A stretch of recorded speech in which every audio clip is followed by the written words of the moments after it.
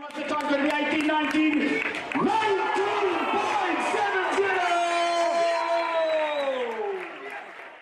19.70! Clarence Munyai, 200-meter national record holder. No says that Great Sport TV.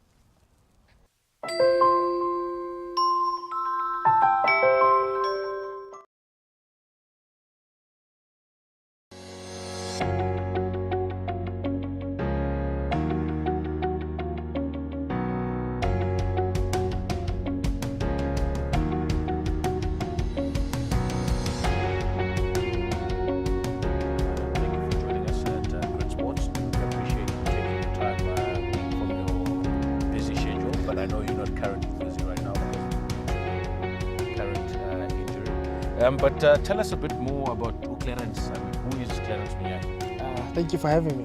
Well, I would say Clarence Munyai, most people kind of don't know, but I'm a twin. Oh, yeah? I have a twin brother. We identical twins. So my mom says he's older than me, but I wouldn't know how she would know because we look the same. So I wouldn't know how she knows. That'll depend on who came out first. My parents originate from Limpopo and Maastricht. I speak Tshivenda. Okay. I grew up with my parents and two older sisters in Maldistrift with my brother. All right. I would say we're really close. I'd say we're really close. We grew up together, doing everything, doing sport together and all that stuff. But it was kind of tough for us, growing up because, as you know, black people, we don't have the advantages which most people have. Okay. We come from disadvantaged backgrounds and we have to try and make it, and kind of try and make it from those backgrounds, trying to succeed. So. Yeah. It was kind of tough going to school every day, trying to make a living out of it, trying to make a living from what you do and all that stuff. So yeah, I said it was kind of tough. So tell me now, how much of a role, how big a role did your parents play in your upbringing and basically your family structure in your whole upbringing? How much of a role have your parents played in? My parents played a huge role in the upbringing of my family because they've been there from the beginning. Yeah. They've always supported us.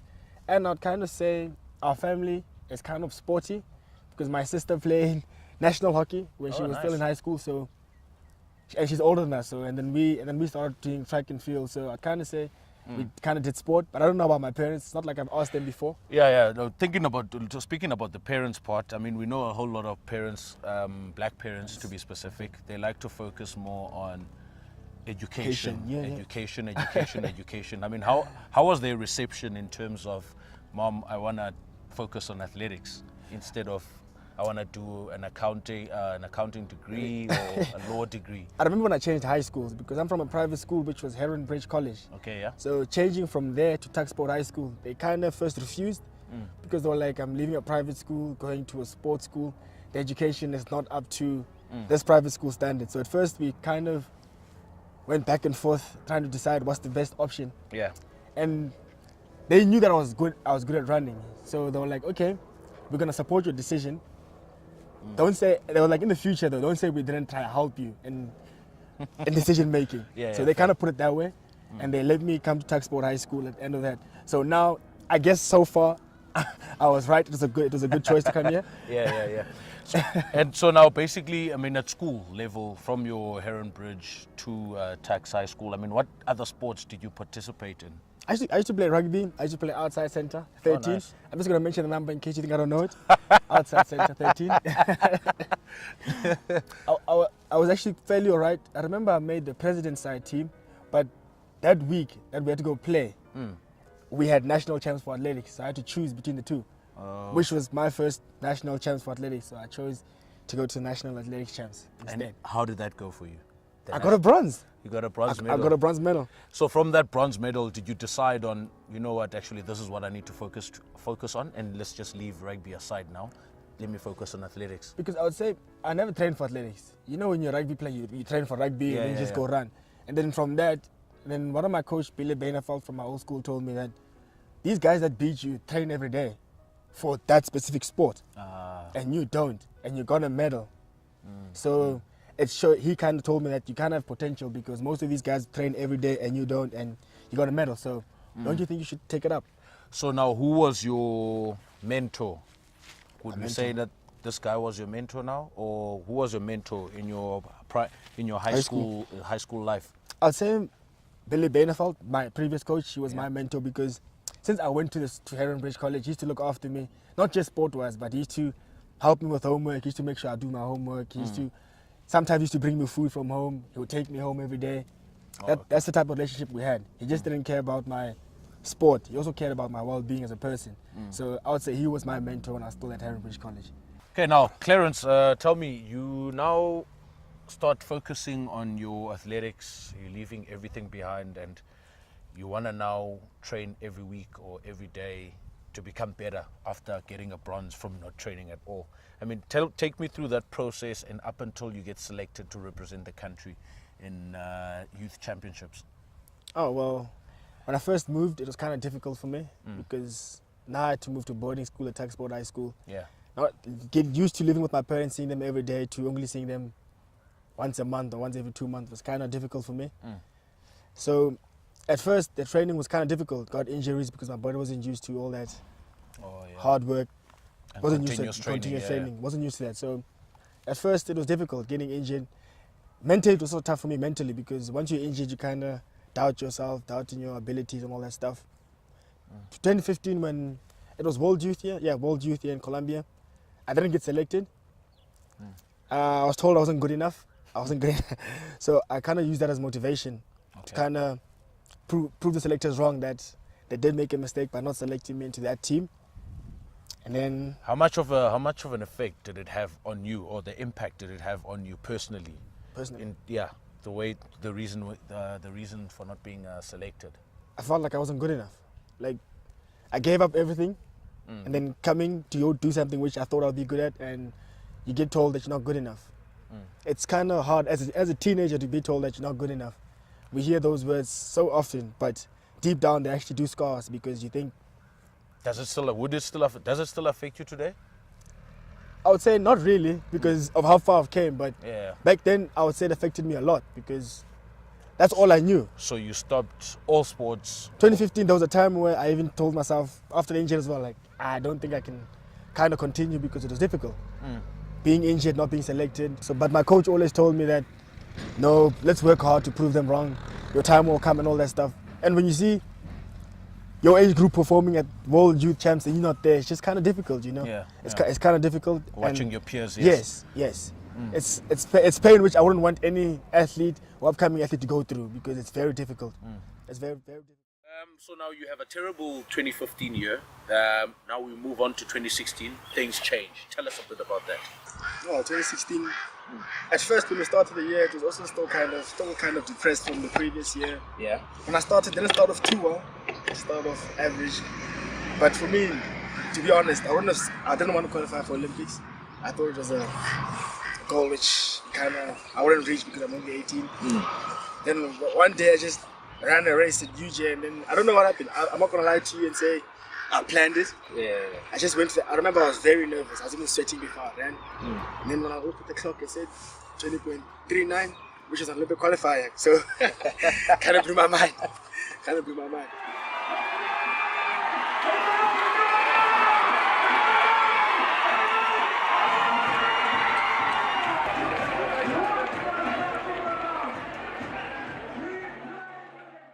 Move on to 2017. We have SA Champs in Potchefstroom. And were you there actually? Yes, I was there. You were there. I was there. But then also you trained. Again, you trained. But then obviously, I mean, there's guys like Akani, there's Jobotwana, there's, I mean, all these world-renowned names. In terms of athletics, and you have to perform against these guys. I mean, how is that for a young 20, 21-year-old to be competing against such guys? I would say I got the experience in Rio, which was good, but at that time I hadn't ran against South Africans at home. So it was kind of a first thing, running in front of a home crowd against the best South Africans you can get, like Anaso, Akane, there's Wade and there's Gift, which are really good. I mean, and Wade had just broken the world record, in Olympics in 2016. So it was kind of like, okay, all these guys are coming to the 200 now, so so you kind of like, you can't doubt yourself and say, okay, I'm running for third. No one wants to run for third or fourth. Fair. We all want to win. Fair. But you can't have it in mind, okay, this guy is there, this guy is there. So it was also kind of like a learning curve. I mean, when you get into those blocks, it's 200 meters. You guys are all walking together. You're walking behind them, or they walking behind you. I mean, what goes through your mind in that stage? I mean, these guys are gold medalists, silver medalists. I think for them, they're used to it. They're used to competitive races. So for them, it was kind of like, oh yeah, it's just another race. Yeah. But for me, being 19 as well, I was still 19, so it was kind of still scary for me. Like, I should be running against juniors, but here I am trying to challenge these guys. Yeah. So it was still kind of difficult, but we learn through these experiences. We run against these good guys. That's where you get the experience from. Fair enough. But now compare your SA Champs 2017 to your Olympic, your Rio 2016. The level of experience, expectations. I mean, the whole flying overseas. Oh, was it your first time, or you've been overseas before? 2016 was my first time going overseas. So, but going to Rio was like my third. Fair. Yeah, third time going over that year. Within the same year. Yes. But how is that your first time experience flying overseas? No, it's kind of difficult because at first athletes used to tell you that flying overseas is actually more difficult running that side than in South Africa. But then we're all like, no man, can't be. It's just the mind thing. But when you actually fly over that side, it's more difficult. What are the things that stick out in your mind in terms of difficulty or the? Adapting to the type of people that are on that side. It's not like South Africa. So it's not like language home. barriers. Yeah, it's not. There's no place like home, to be honest. The food, you're used to South African food. Everything you used to, like, we're not used to the sun going down at 10 or 11. At home, the sun goes down at 6. Yeah. You know, your body at around 8, you want to fall asleep now. Has to adjust. Yeah, now you have to adjust leg, to try sleeping at 11 before a race the next day.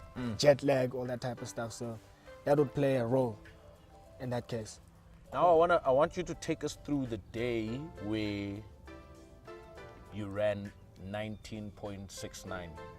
I want to know that day, when you woke up. I mean, some people say when I woke up, I knew I had a feeling, gut feeling inside. I knew something was going to happen. But when you woke up that day, I mean, take us through that day. When you woke up, how did the afternoon go until you were on the blocks, facing the mat, and waiting for that gun to go?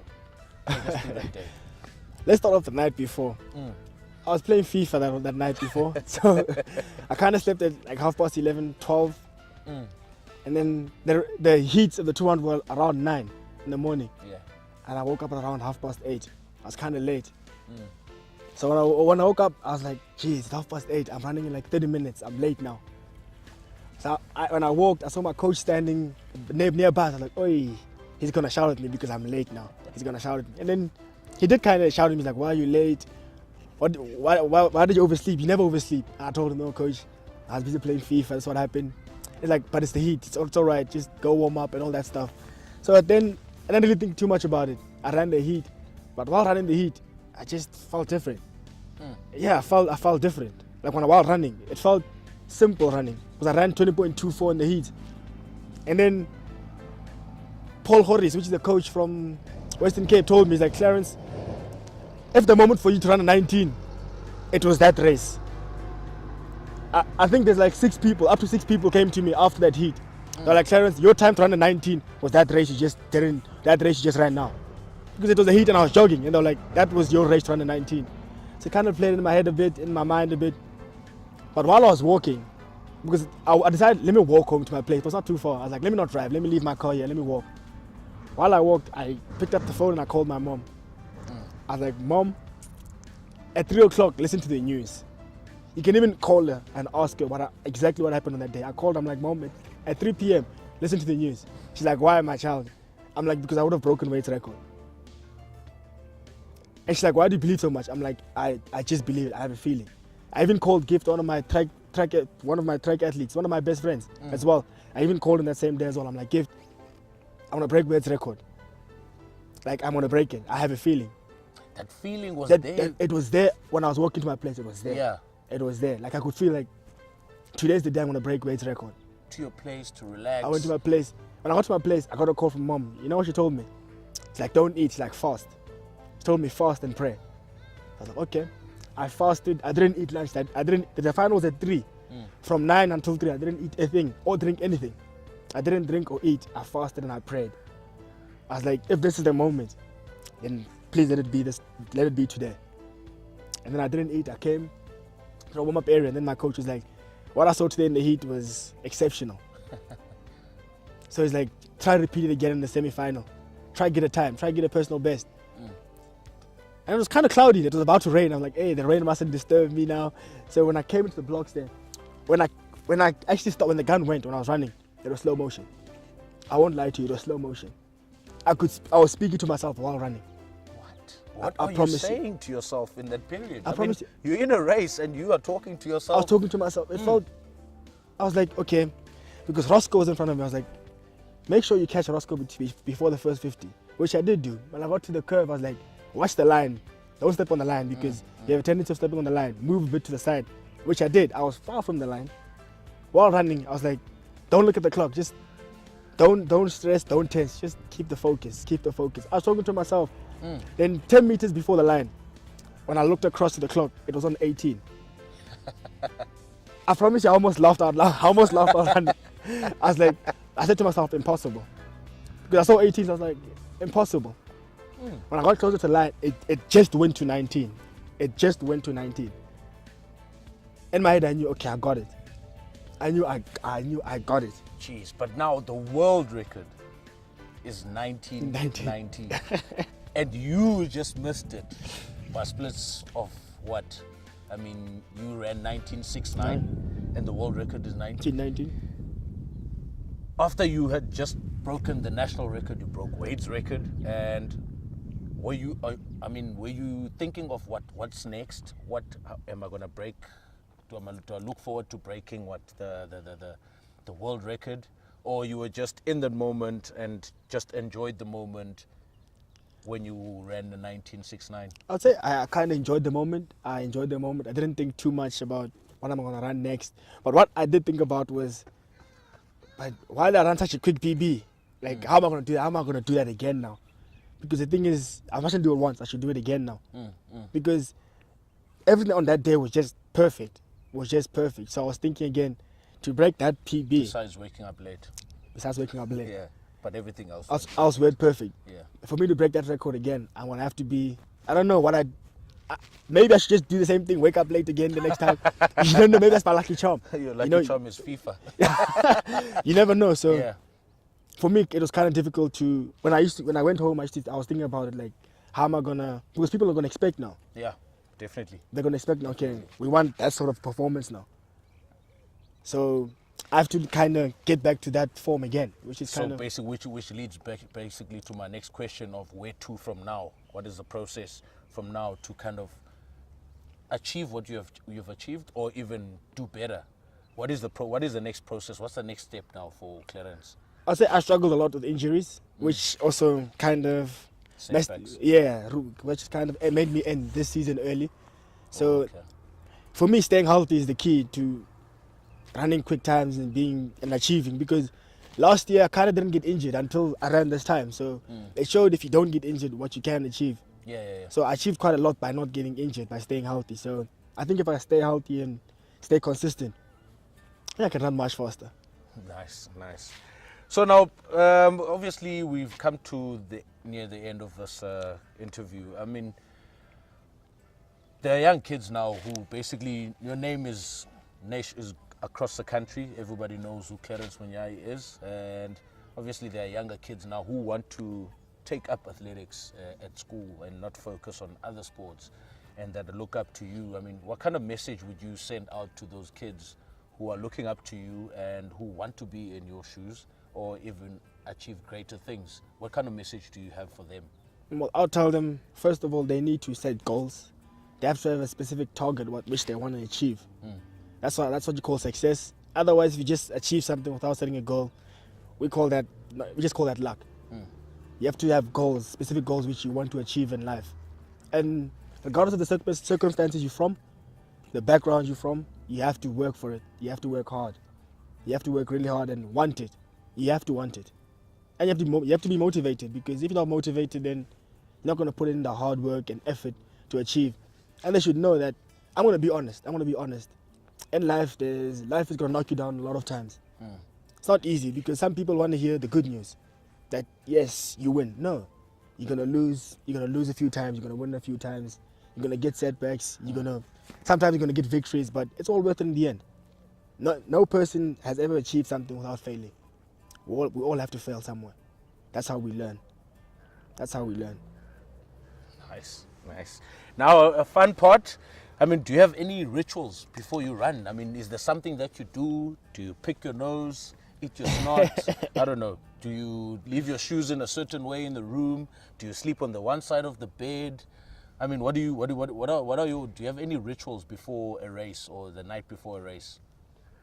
I would say, to be honest, that the night before a race, I like playing video games to get my mind off things. So I'll play FIFA just to get my mind off things, not to think about the race. I say that's kind of my ritual. Trying to forget about the race, not thinking about what's going to happen next. That's what I kind of do. And before I run, actually, when I go down, I actually kind of say a prayer. I'm like, God, just please guide me on this track. Doesn't matter of the outcome, win, lose, or draw. Let me have fun. Cool. All right. Thank you very much, Clarence. Thank you for having me. Cheers. Well, that's it on Great Sports Behind the Career. Join us again next time.